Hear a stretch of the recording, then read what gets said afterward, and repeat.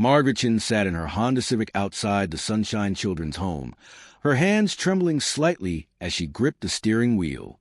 At 52, she had imagined her life would look very different.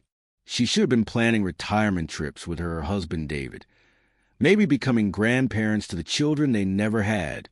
Instead, she was alone in a house that felt too big, surrounded by memories that both comforted and haunted her. The October wind rattled the car windows as she stared at the cheerful yellow building before her. Hand-painted sunflowers decorated the walls, and she could see children's artwork pressed against the windows. It had been 8 months since David's sudden heart attack, 8 months of well-meaning neighbors asking if she was doing okay and suggesting she get back out there. But Margaret wasn't ready to date again. She wasn't sure she'd ever be ready. What she was ready for, however, was something entirely different. "I have so much love left to give," she had whispered to David's photograph the night before. "I can't let it go to waste." Margaret had spent 26 years as an elementary school teacher before retiring early to care for David during his final illness. She understood children, their fears and dreams, their need for stability and unconditional love. The decision to adopt had come to her gradually, like morning light slowly filling a room. She didn't want a baby, she wanted a child who needed her most, one that others might overlook. The town of Millbrook, Pennsylvania, was the kind of place where everyone knew everyone else's business. With a population of just under 8,000, it nestled between rolling hills and farmland, connected to the larger world by a single highway that most residents only used to drive to the county seat.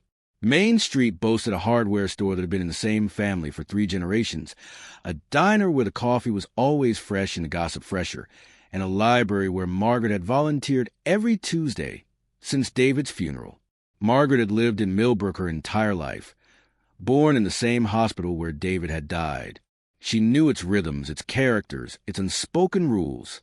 One of those rules was that people like her quiet, middle-aged widows were expected to fade gracefully into the background, tending their gardens and their grief with equal measure.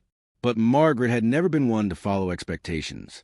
Taking a deep breath, she stepped out of the car and walked toward the entrance. The director, Mrs. Rodriguez, had been expecting her. They'd spoken on the phone several times, discussing Margaret's application, her background check, her financial situation. Everything was in order, except for one crucial detail that Mrs. Rodriguez had saved for their in-person meeting. "Mrs. Chen," Mrs. Rodriguez said, leading her into a small office decorated with children's drawings and thank-you cards from adoptive families. "I want to be completely honest with you about our current situation. We have several wonderful children who would thrive in a loving home like yours. But I have to tell you about Zara." Margaret leaned forward. "Tell me about her." Mrs. Rodriguez pulled out a thick file. "Zara is 8 years old. She's been in the system since she was 4. When her mother, well, let's just say the situation was not good. She's incredibly intelligent, but she's also been through 5 different foster placements and 2 failed adoptions in the past 4 years. What happened? Different things. Some families said she was too difficult, too angry. Others said she destroyed property, refused a bond, had night terrors. The last family brought her back after just 6 weeks. Mrs. Rodriguez's voice softened. "I have to ask you directly. Mrs. Chen, are you prepared for a child who may not be grateful for your love? Who may push you away at every turn? Who has learned that adults eventually give up on her?" Margaret felt something stir in her chest, a recognition she couldn't quite name. "I'd like to meet her." Mrs. Rodriguez studied her for a long moment, then nodded. "She's in the art room. She spends most of her time there, though she doesn't participate in the activities. She just watches." They walked down a corridor lined with photographs of successful adoptions, smiling families at graduation ceremonies, wedding photos with handwritten notes of thanks, holiday cards showing children who had found their forever homes. Margaret tried to imagine Zara in one of these photos and found she couldn't picture the child at all. The art room was bright and cheerful, with small tables scattered around and supplies organized in colorful bins. About a dozen children were working on various projects with 2 volunteers, their chatter filling the space with energy and life. But Margaret's attention was immediately drawn to a small figure sitting alone in the corner. Zara was tiny for 8, with dark hair that looked like it had been cut with kitchen scissors and skin that suggested mixed heritage. She wore clothes that were clean, but didn't quite fit hand-me-downs from the donation bin, Margaret realized. But it was her eyes that made Margaret's breath catch. They were old eyes and a young face, watchful and wary, holding a depth of hurt that no child should carry. The girl was watching the other children create their art projects, but she wasn't participating. Instead, she had a small stub of pencil and was drawing on what looked like a napkin, her movements quick and furtive, as if she expected someone to take it away at any moment. "Zara," Mrs. Rodriguez said gently, approaching the corner, "I'd like you to meet someone." The child looked up, and Margaret saw her quickly hide whatever she'd been drawing. Their eyes met for just a moment, brown meeting brown, and Margaret felt that stirring in her chest grow stronger. "This is Mrs. Chen," Mrs. Rodriguez continued. "She's interested in adoption." Zara's expression didn't change, but something flickered in her eyes. Now hope Margaret recognized that hope had been beaten out of this child long ago. It was more like weary resignation, the look of someone preparing for another disappointment. "Hello, Zara," Margaret said, crouching down to the child's level. "What are you drawing?" "Nothing," Zara said quickly, stuffing the napkin into her pocket. "I used to be an art teacher," Margaret said, which wasn't quite true. She taught elementary school and helped with art projects. But something told her this child needed to know that her hidden passion was understood. "I love to see what children create." For a moment, Zara's guard dropped slightly. "You won't take it away?" The question broke Margaret's heart. "I would never take away something that belongs to you." Slowly, carefully, Zara pulled a napkin from her pocket. What Margaret saw made her gasp softly. In rough pencil strokes on a brown paper napkin, the child had created a portrait of one of the volunteers, and it was extraordinary. The proportions were perfect, the shading sophisticated, the expression captured with the skill of someone far beyond her years. "Zara," Margaret whispered, "this is incredible. You're an artist." The child snatched a napkin back, her walls slamming up again. "It's just stupid drawing." But Margaret had seen enough. In that moment, she knew she wasn't just looking at a child who needed a home. She was looking at her daughter. Over the next 3 weeks, Margaret visited Zara regularly. She brought proper drawing supplies, sketchbooks, pencils, even a small set of colored pencils. Zara accepted them warily, but Margaret could see the hunger in her eyes, the desperate desire to create. The conversations were difficult at first.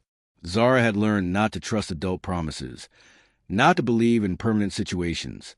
When Margaret talked about adoption, about bringing her home, Zara would shut down entirely. "Everyone says that," she said during one visit. "Then they change their minds." "I won't change my mind," Margaret replied. "But I understand why you don't believe me." "You don't have to believe me yet. You just have to let me prove it to you." The community of Millbrook was less supportive. When word got out that Margaret was planning to adopt and which child she was planning to adopt, the reactions ranged from concern to outright disapproval. "That girl has problems, Margaret," said her neighbor Helen over the fence one afternoon. "You're setting yourself up for heartbreak." At the diner, the conversation stopped when Margaret walked in. She could feel the weight of judgment, the whispered conversations about her decision. Even some of her former teaching colleagues expressed doubts. "Are you sure you're thinking clearly?" asked Janet, her closest friend from the school. "You're still grieving David. Maybe you're not in the right headspace to take on such a challenging child." But Margaret had never been more certain of anything in her life. She completed the adoption paperwork with determination, attended the required counseling sessions, and prepared her home for Zara's arrival. She converted David's study into a bedroom, painting the walls a soft lavender and setting up an easel by the window where the morning light was best. On a gray November day, Margaret picked up Zara from Sunshine Children's Home. The child carried everything she owned in a single grocery bag, a few changes of clothes, the art supplies Margaret had given her, and a worn stuffed elephant named Patches that had seen better days. The drive home was quiet. Zara stared out the window at the passing landscape, clutching Patches tightly. When they pulled into Margaret's driveway, she didn't move from the car. "This is home now," Margaret said gently. "For how long?" Zara asked, her voice barely above a whisper. "Forever, if you'll let it be." The first weeks were harder than Margaret had expected, and she had expected them to be difficult.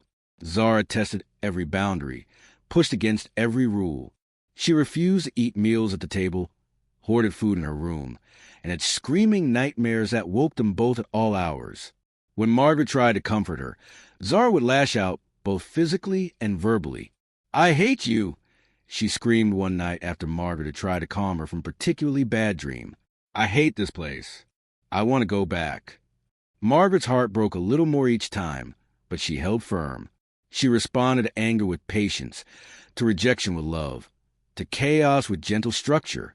She learned that Zara's outbursts came from fear, not malice. This child had been abandoned and disappointed so many times that she was trying to control the inevitable by making it happen on her terms.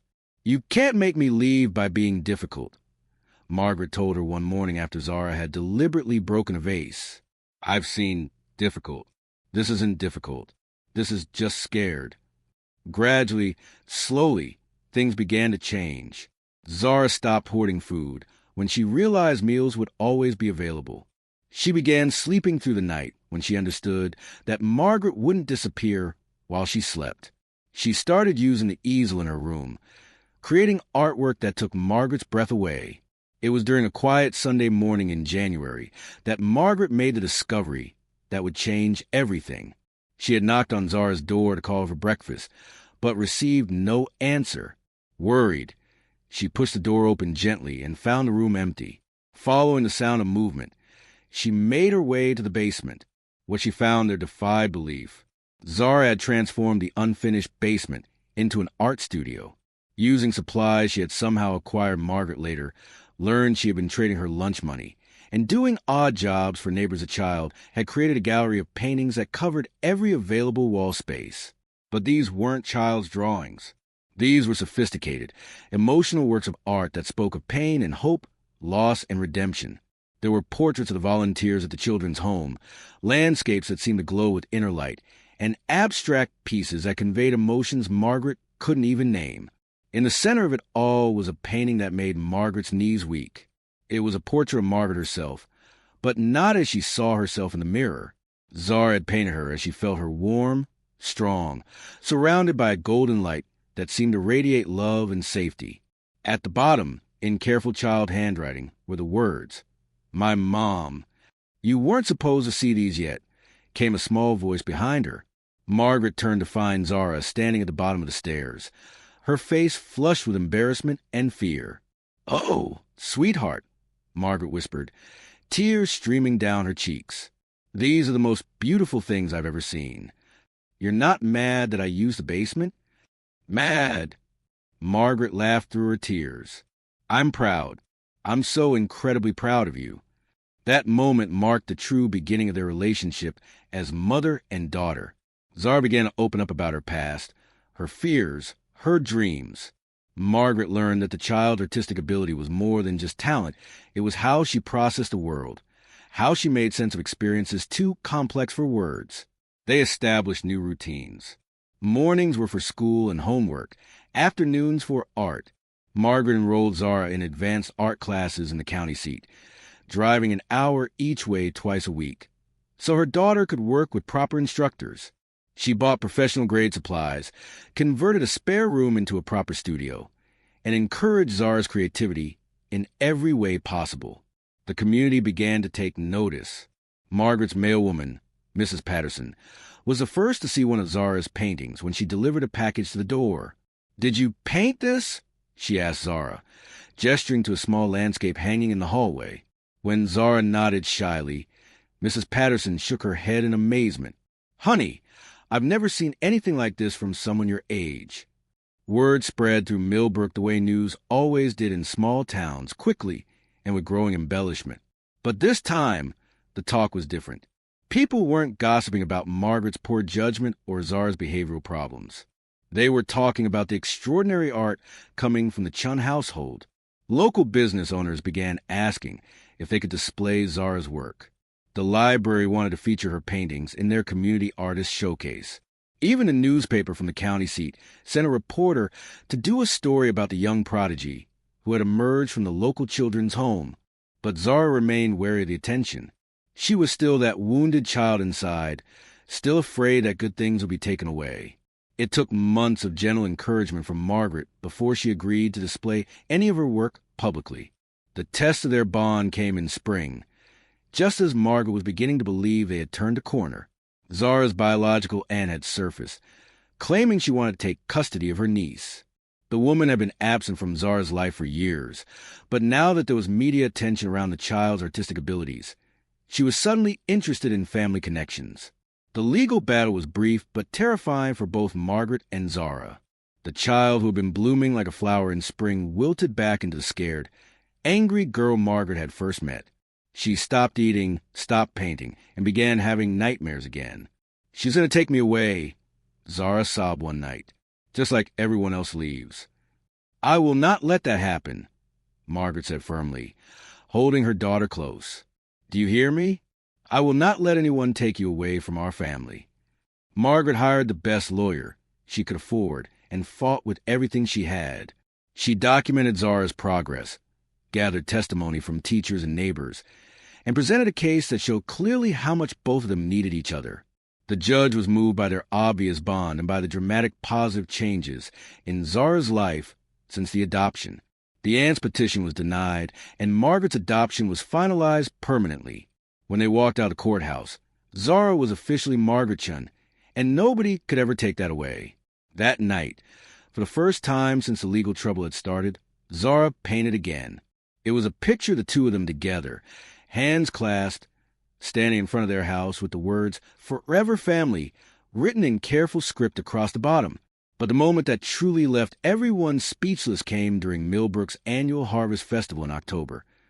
Almost exactly 1 year after Margaret had first brought Zara home, Margaret had been reluctant to let Zara participate in the festival's art show. Their daughter was still protective of her work, still healing from the trauma of nearly being taken away.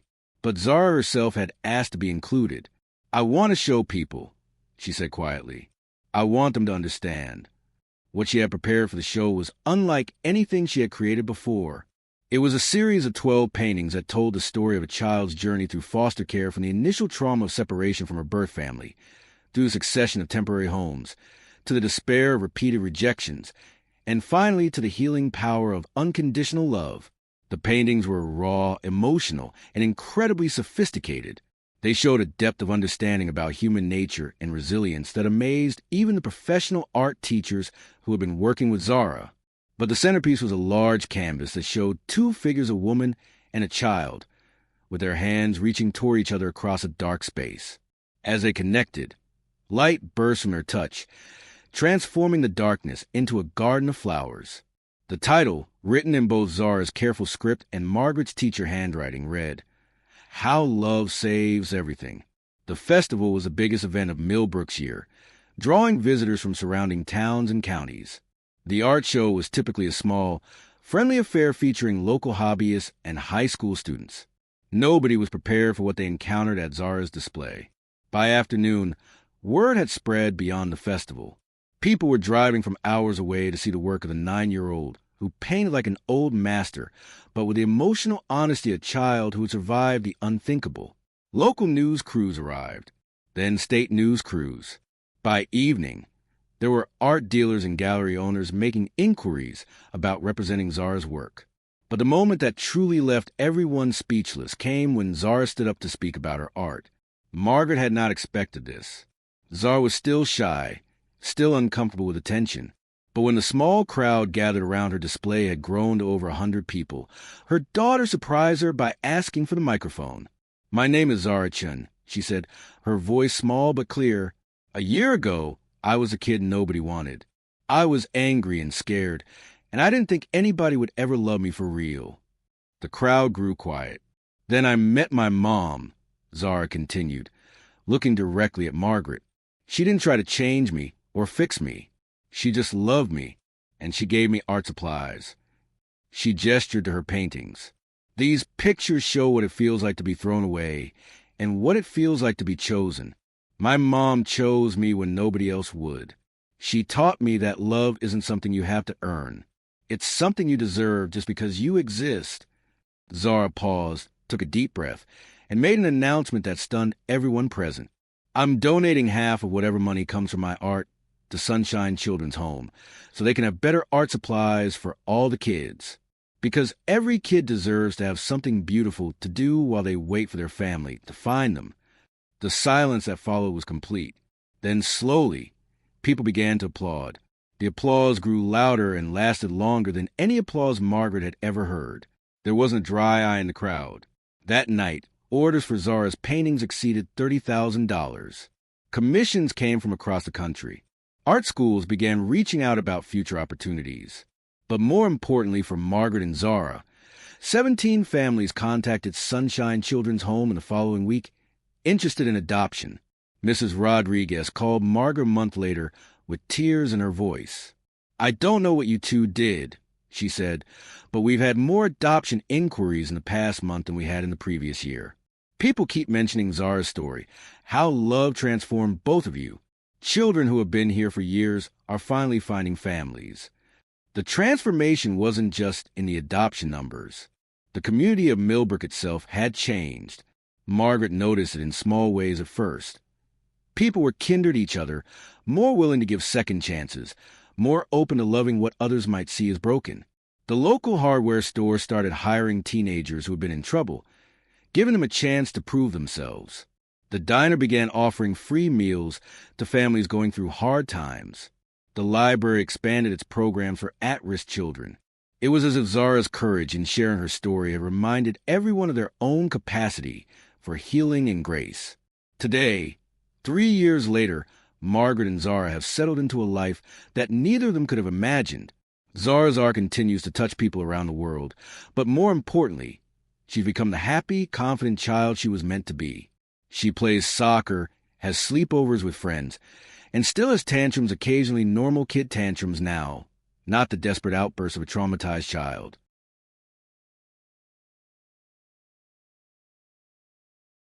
Margaret has found new purpose as an advocate for older children in foster care, speaking at conferences and working with legislators to improve the system. But her greatest joy remains the simple daily rhythm of life with her daughter homework at the kitchen table, art lessons after school, bedtime stories that sometimes stretch long into the night. Do you ever regret it? A reporter asked Margaret recently, choosing such a challenging path. Margaret looked over at Zara, who was showing her latest painting to a group of visiting art students, her face bright with pride and joy. The only thing I regret, Margaret said, is waiting so long to realize that sometimes the most broken things, when handled with love, become the most beautiful. Zara's story reminds us that every child deserves a chance, that love really can heal the deepest wounds, and that sometimes the families we choose love us more fiercely than the ones we're born into. In a world that often feels divided and hopeless, Margaret and Zara prove that one act of unconditional love can create ripples that change an entire community. Their story continues to inspire families across the country to consider adopting older children, to look beyond behavioral problems and see the potential for healing and growth.